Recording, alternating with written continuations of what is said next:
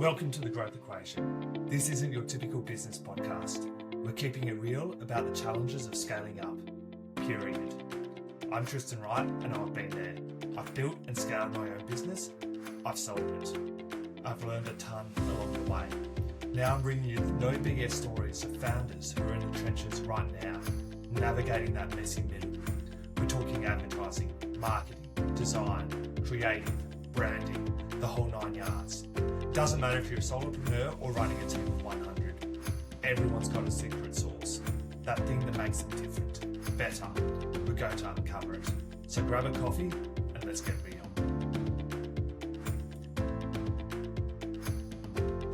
Today we're talking with George from Founder Dad Tables. So George, you told me about Founder Dad Tables just before. How did that all come about, or how did you get there? Hey, Tristan. Well, yeah, that's a great question. I'd have to rewind a little bit to sort of lead up to Founder Dad Tables. This is going back to 2015, 2 weeks before my dad passed away. He told me one sentence that pretty much split my life into before and after. He said, "Don't miss Leo's games. I miss too many of yours." And honestly, it wrecked me when he made that statement because I realized that I was becoming version 2 of my dad. Not a bad man, not an absent father, and not somebody who didn't love his family. I was a provider. He was a provider, a builder, a man carrying responsibilities. But he was a man who slowly gave his best energy to his business while the people that he loved got what's left. And that's the part that most founder dads never see happening. And it doesn't happen all at once. It happens quietly. A missed dinner here, a distracted Saturday there, a game where your body is present, but your mind is still out there solving problems for your business. And eventually your family just adapts to the version of you that's only partially there. And that's the realization that changed my life because I built successful companies. I generated hundreds of millions of dollars in online sales. And on paper, I was winning. But at home, I was drifting. And the hardest part is that nobody tells founder dads that this can happen while they're carrying everything and everything looks successful. So today, I create rooms for founder dads to tell the truth about what success is costing them before it's too late. And that's how we tie founderdadtables.com together. That's awesome. So, let's wind all the way back to the start. So, you've had successful businesses, but maybe at the expense of your family for a period of time as well. Yeah, it's literally the business gets the best of you, and your family gets what's left. And most founder dads don't realize that they're making that trade until the distance is already there. And so my hope, my goal is to bring awareness to your listeners, to whoever wants to listen, is that let's not let the business get the best of us because there's a family depending on us more than just as a provider. Well, that was one of the reasons I set up my business. Like, so previously I had a successful 7-figure business, but at times I wasn't present with my wife.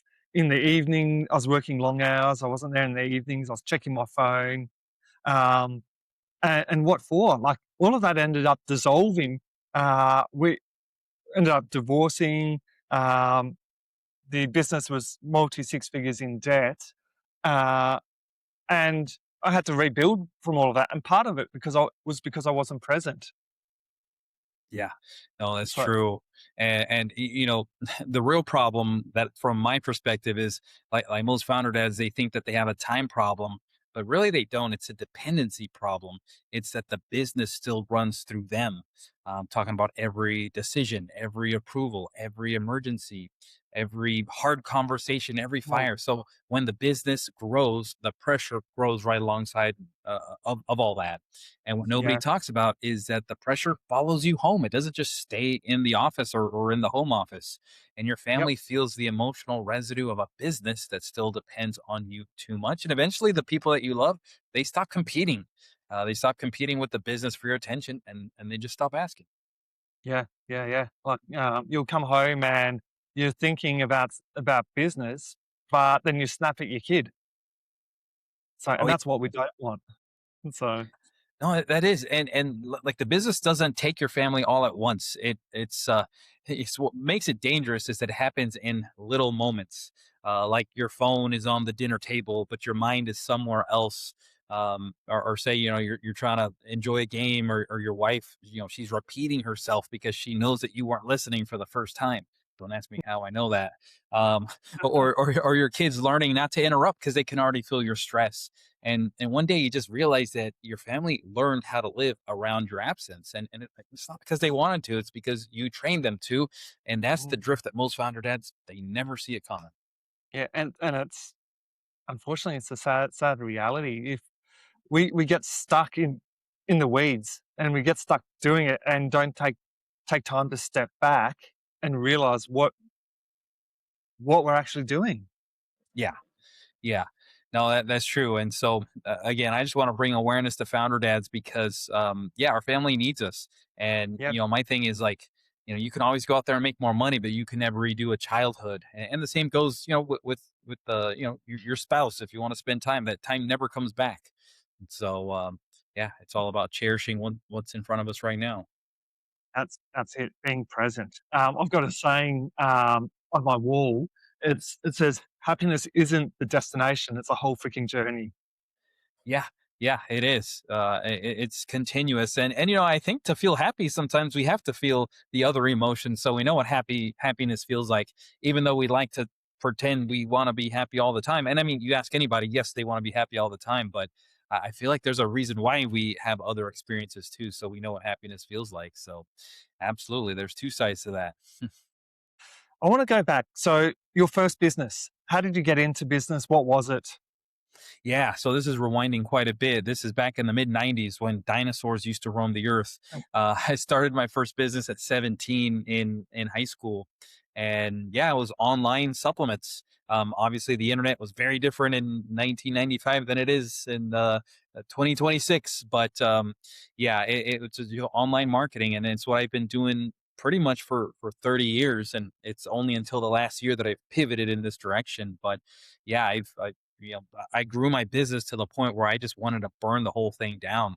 I Why had why is that? Like, I'm pretty sure I know the answer, but let's tell the audience. Well, yeah. So, I was scaling to numbers that, I'd only dream about, in my younger days, printing money with my business. But the fact is, I hated my life, and I know hate's a strong word, but it was just ripping my family away from me, or ripping my soul, or ripping everything. I had the people, I had the revenue, I had the infrastructure, but emotionally, I was exhausted because everything kept coming back to me. And I hadn't actually delegated. I call it delayed involvement. So had you told me back then, hey man, you should just delegate, I'd say, bro, I'm delegating. I think I know what I'm doing, but I might as well have called it delayed involvement because my delegation will turn into, hey George, we need you to fix this or figure this out or put out this fire. And so I realized something really uncomfortable is that the business was structured around my nervous system. So, if I was overwhelmed, the company would slow down. And if I disappeared, things broke. If I carried stress home, my family would just absorb it. So I had to rebuild everything. I was forced to rebuild everything: decision making, ownership, escalation, communication, expectations. And over time, the business stopped depending on me for every single moment. Yes, the company grew, but honestly, the real win was much quieter than the revenue. I became emotionally available again, and I stopped carrying the business into every room of my house, and I never missed any more of my son's games, just like my dad asked me not to. Yeah. No, we you still so you were still running that business when your dad told you effect or asked you not to miss your son's games. What was the business like at that time? Yeah, I mean, at that time, it's probably on a $500,000 pace, maybe slightly under $1 million, somewhere in between. And just shortly after that, the business really really took off. Things just started launching and hitting, and I'd scaled the company to 2018. So that was 3 years later when I scaled my business to numbers. Like I said, I had a money printer. I scaled it to just shy of $20 million that year, and then but I wanted to burn the thing down. And so I restructured my business. And then in less than 2 years later, I more than doubled it. So it went to just shy of $50 million. But I went from working 90 hours a week to sometimes zero. Like semi-retired lifestyle, but never working more than 30 hours a week. And the most impressive part, more than the time and the money, was the fact that I never missed any of my son's games at Mm. that point. So and a couple funny tidbits about that. So we do Airbnb, and real estate is a byproduct of the cash flow. And I remember we're looking at this home and near this other home that we own for Airbnb, and it just come on the market, and we have the nicest home in that little area. It's rural northern Michigan. Not too many people know about it, so it's not hard to be the nicest home. But we like that title because we get referrals, and we're kind of known for that. Another home came on the market, and I'm like, oh, we got competition. And I'm like, we're just going to buy it, unless this thing's a bundle of sticks. Let's go look at it. Cause I knew the revenue numbers it can generate. And so we go into the house, and the realtor's there waiting for us. And, the old me would have said, son, here's an iPad. There's a couch over there. Knock yourself out. And I don't think I would have gotten judged by too many people. Like, that's kind of a common thing. But I'm like, no, this is the new present me. Son, you're going to make the offer to the realtor. I said, tell him we're going to How close in old was he 30 at the time? days. He was 8 years old. Yeah. So you're teaching him business from 8. Yes, yeah, 8 years old. So this is a lake house, and so I told him, tell the realtor we're going to close in 30 days. Here's the price we're going to pay. Leave the furniture, leave the dock, because it's a lake house. It's an Airbnb. We'll turn it around. Let's go. And he's just like, why am I doing this? I'm like, we'll debrief later. Just go tell him. And we go in the he goes in the house, and realtor's like this really tall guy, and he's looking down at my son, little half smirk on his face, because here's this boy talking closing dates and leave the dock, and he looks at me, doesn't say a word, but his eyes are like big, and he's just asking me with his eyes, is that the offer? And I'm like, the whippersnapper spoke, that's the offer. And we got the house. And I love thinking about that from a legacy perspective, because one day he's going to be with his kids and be like, grandpa used to take me to make deals. And so you kids are going to do that too. And then fast forward to current day, I think you'll appreciate this. He has a podcast. He's 11 years old. He's already interviewed over 100 people. These are Oh, successful founders, business owners. I was his first guest. I guess I had a lucky front row seat to that. But people with amazing stories, cancer survivors, people who've overcome big obstacles. And he's just learning all this great wisdom from these adults. And it's getting outside of my network. Like somebody booked today. I'm like, I had to look them up to see who this person was. And I'm like, oh, okay, cool. They're reputable. Someday somebody's going to book. And I'm like, I have no idea who they are. I got to qualify them somehow. And all that's just possible because I made the decision to change the trajectory of my family's life by reengaging home where it was absent dad before, turning it to mm, present dad. You can have influence like that. And so I realized once we've achieved this level of like family success and happiness, and my son's thriving, I'm like, the world needs to hear this message. Like other men need to know that, because they're just running on autopilot like I was. And we get ourselves stuck in what I call the founder prison. It's a company, you build it, you scale it, it's making money, but the second you step away, it falls apart, it falls backwards. And so that trains the founder to be plugged into the business, and essentially it affects the family life. And there's other reasons why people do that, like in my case, and I'll just be brief on this because this could be a whole nother topic. But childhood wounds and trauma, it yeah. kept me stuck wanting to be the hero to my business because I never got the approval from my dad that I needed to get. So between 6 and 10 is the most important phase as well. Like as a parent, this is when your child forms the way they see the world, the way they do things is between 6 and 10. Yeah. So No, that's huge. Yeah. So between 6 and 10, I must have been, neglected quite a bit, and or seeking my dad's approval, and I would even into my career. Quick story on that. So as I was starting my business at 17, I'm still in high school. There's still college coming up, and my dad was always like, "Hey, go to college. This is the path I took, and this is the only way that I know. So I love you. So I'm going to tell you the way that I know." And then he was getting worried that I chose the entrepreneurial path because it's very different. It's high risk. It's sort of it's uncharted territory, I guess you could say. I still went to college. I did go in with a pre-med. I was going to study to become a medical doctor, like my dad had his own medical practice. And so I was going to do that. But in my junior year of college, I was making as much money as doctors make. Like I had my first really big success in school. And I remember my dad would sort of question the entrepreneurial thing. It's a little crazy, a little weird, whatever. And this is back in the now at this point late 90s, where you'd have to call or phone into the bank to get your bank balance. Like there was no iPhone where you could like check your balance. And my dad had taught me how to do that. So I remember like one day my account had accrued a six-figure balance in there. And again, I'm like, mid 20s, or actually early 20s. And I'm like, Dad, something's weird with my bank account. I'm going to three-way you into it. And, the, the operator, the robot voice is like, your bank balance is 142,000 and something, something, something. And my dad, I was like, this is how I'm going to get his approval. He's going to say, son, you made it. Wow. I'm so impressed. And instead he said, son, you got to pay taxes on that. And I was like, oh, it's like he poured cold water on my, my parade. And I just kind of like, okay, I was trained to not bring that stuff up to him. And to wrap up that, there was a little redemption moment where 6 years later, I had my first seven-figure year. This is 2005, 2006. And so great year, but towards the end of the year, it collapsed because it was a Google thing, and the algorithm changed, and it was boom, like overnight. And I was like depressed. I was like, oh my gosh, like my life's over. And I'm at his house and hanging out, and he's already taught me to not bring business stuff up. So I'm just keeping it within. And he's like, son, you look, sad and depressed or whatever. And I remember thinking, oh, he's my dad. I should be able to talk to him about this. So I told him, and he's just like listening and almost like didn't quite get it fully. But then he's like, well, you just did it once, just go do it again.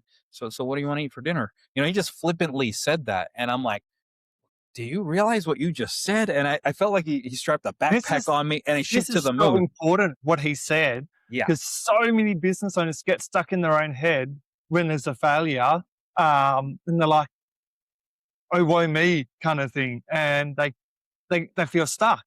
But as your father said, you've done it once, you can do it again. Yeah. And then he just, hey, what do you want to eat? And I'm just like, no, stop. That's like, I needed to like recognize and celebrate the moment. Anyway, I don't think he quite got it, but I got it. And that gave me the confidence to like, take off once again.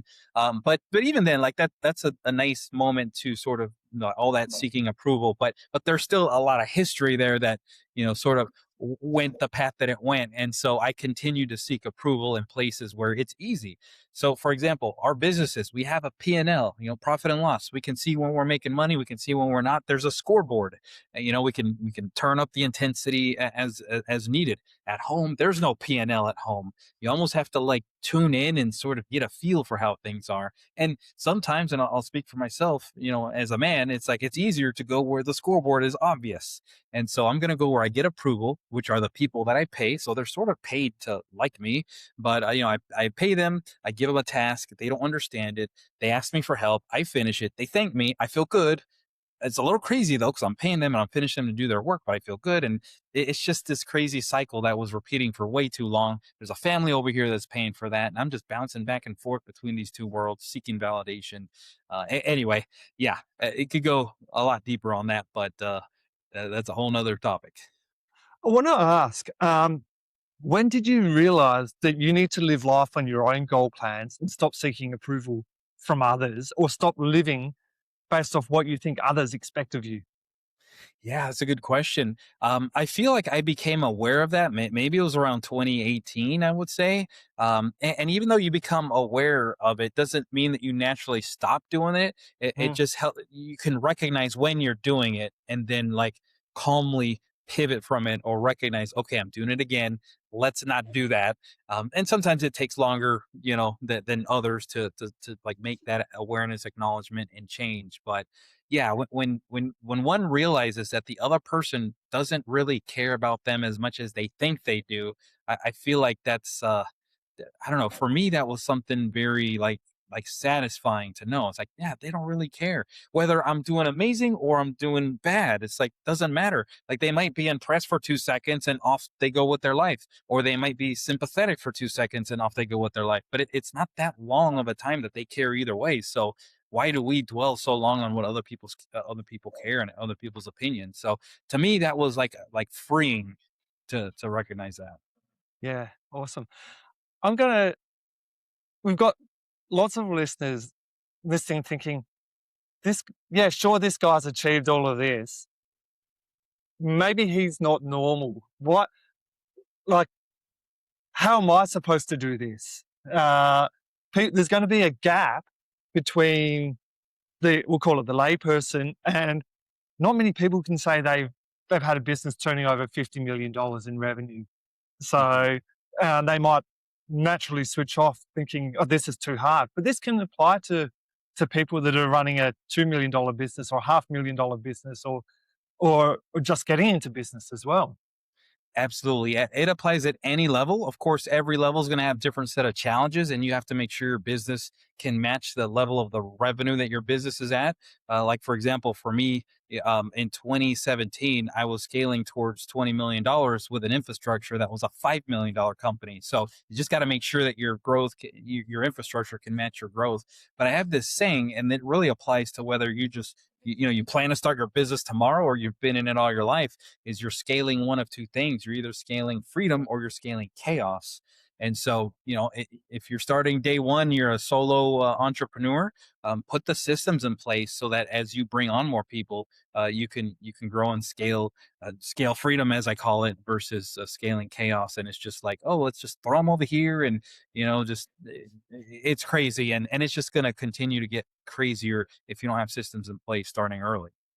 Yeah, like it's it's easy to chase the sales and say, yeah, I'll fix it later.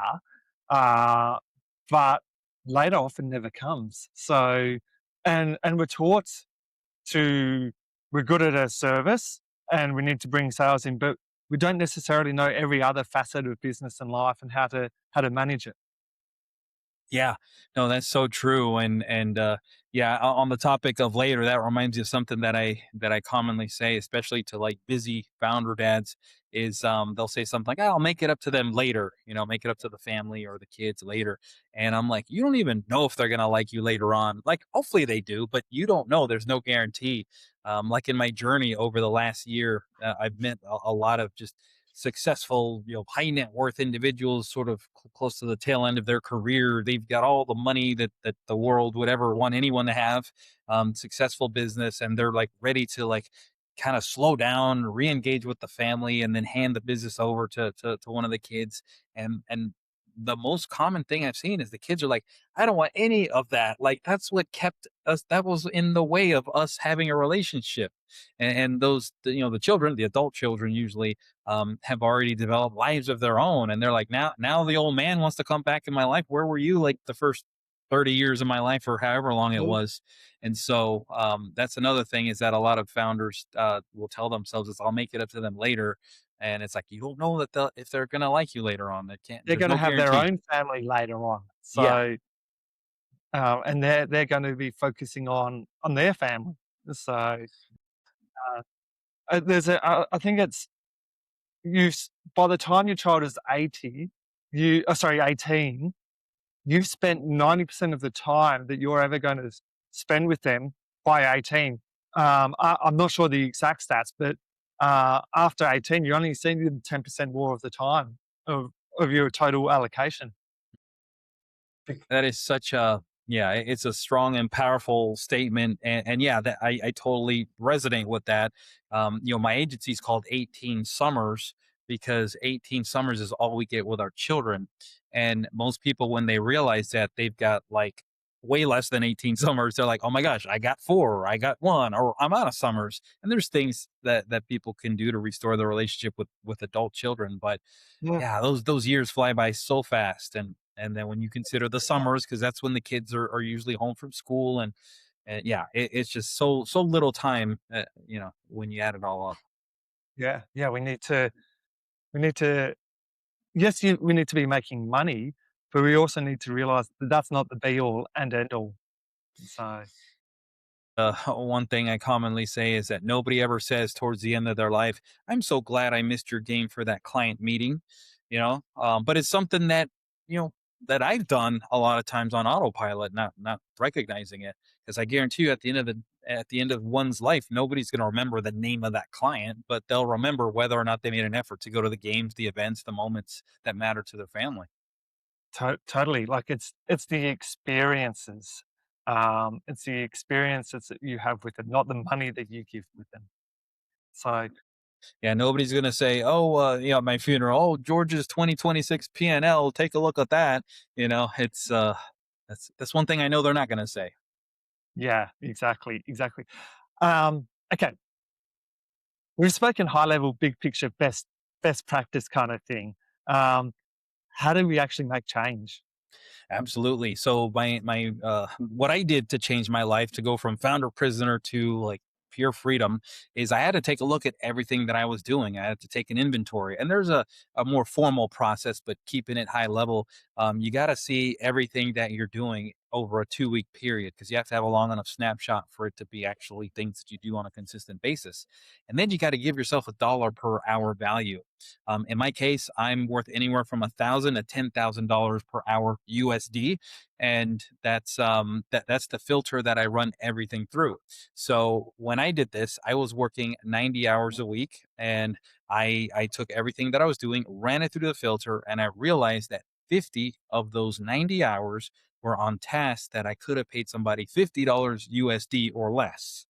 And so a fraction of what I would consider my best use of time and value. And so that was a huge eye opener. And when I got all of that stuff off my plate, there's obviously 40 hours left, but those 40 hours compressed to about 20 hours because now I'm working, in my zone of genius. I'm working without distractions. I'm working without switching context every so often.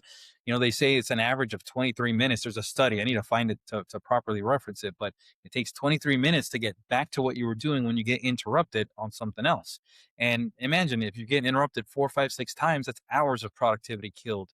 And so Mm. that's what it helps getting those things off your plate that you shouldn't be doing. And then there's only three things that, or three ways that you can handle anything that you shouldn't be doing. And that's eliminate anything that doesn't move the needle, it's automate anything that repeats, and then it's Automate delegation. is a big one. So Yeah. These you don't days, necessarily need um, offshore and nearshore staff anymore. We need automation and AI because that can be built in now.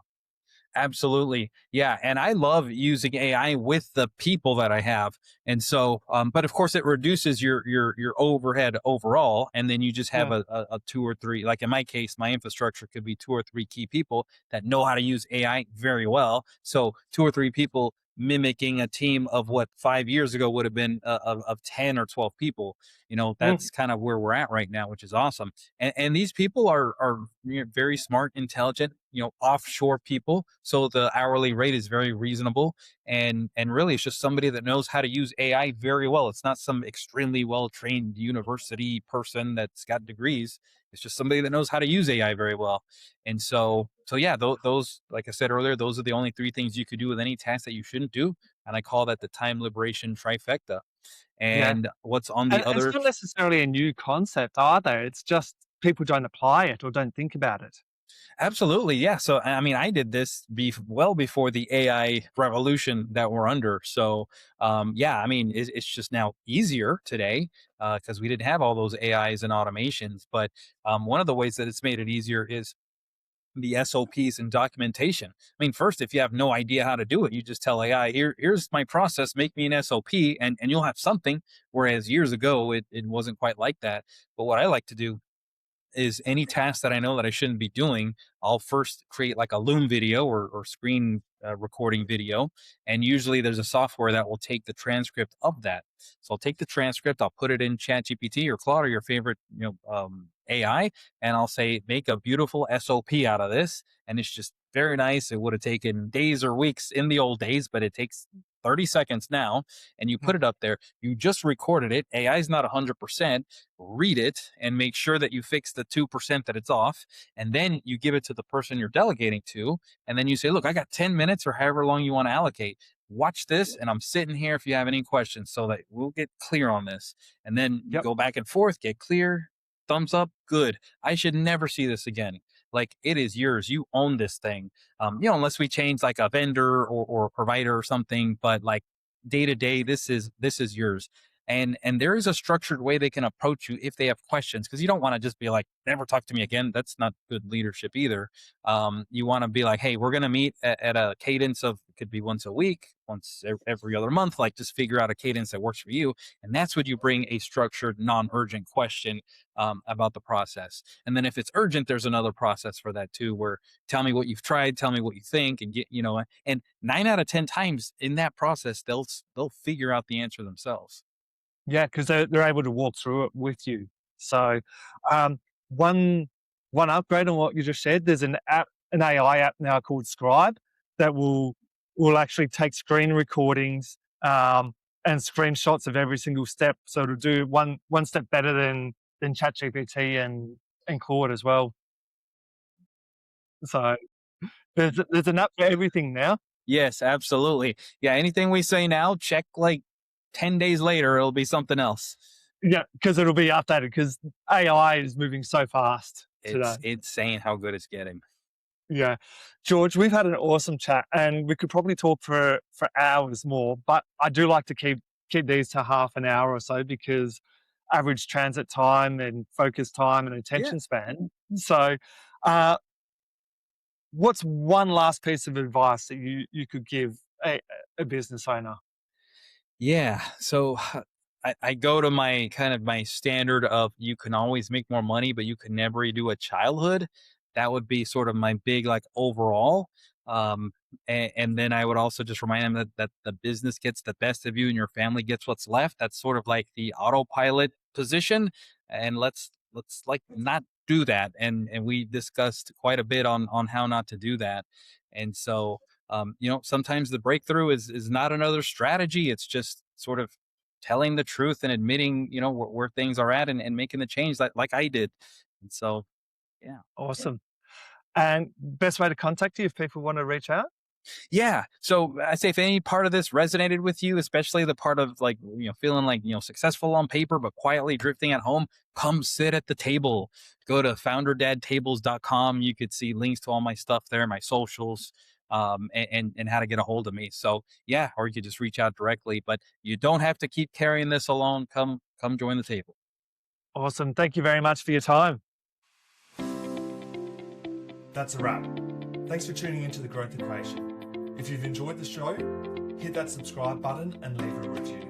It helps us big time. Catch you next time. And if you want more, head over to evolvetogrow.com.au for show notes and exclusive content.